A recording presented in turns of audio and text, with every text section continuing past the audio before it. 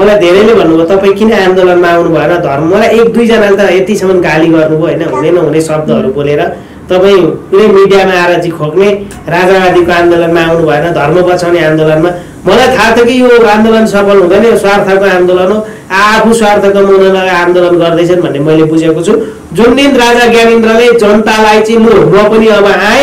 देश बचाउनु पर्छ भनेर रास्तामा आउनुहुन्छ त्यो दिन म पनि आउँछु नभए त्यो भन्दा अगाडि कोही मान्छेलाई प्रधानमन्त्री बनाउनको लागि हामी ज्यानमा गोली चाहिँ थाप्दिने सिधै कुरो हो तर अनि यहाँले भन्नुभएको त्यो जगमान गुरुङ जस्तो व्यक्तित्वहरूलाई अगाडि उहाँलाई नि अप्ठ्यारो पार्दै डाक्टर जोगमान गुरुङ जस्ता मान्छेहरूलाई नि उहाँकै सल्लाह लिएनन् मान्छेहरूले आफ्नो शैलीमा ग्रह गोचरले काम गरौँ भन्दा हाम्रो कुरो कसैले सुन्दिँदैनन् हामी चाहिँ खेलाउनको पात्र भयौँ क्या यहाँ हैन हामीले दिएका समयमा आन्दोलन नगर यस्तो स्थिति आउँछ भन्दा गरे फोकट्या तनाव भयो हो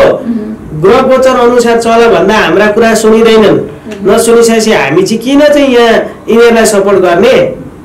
जुन ठाउँमा चाहिँ गुरुहरूको इज्जत हुँदैन डाक्टर जगमान गुरुङ हाम्रो गुरु हो नि त उहाँ त आदर्शका पात्र हो नि त उहाँलाई नै इज्जत गरिँदैन भने त्यो आन्दोलन काम दिन्छ त्यो हाम्रो कुरो चाहिँ त्यही भएर मलाई चाहिँ यो आन्दोलनको विषय धेरैले गाली गर्नुभएको छ म जान्न किनकि स्वार्थको लडाइँमा म लड्न चाहन्न मलाई धर्म बचाउने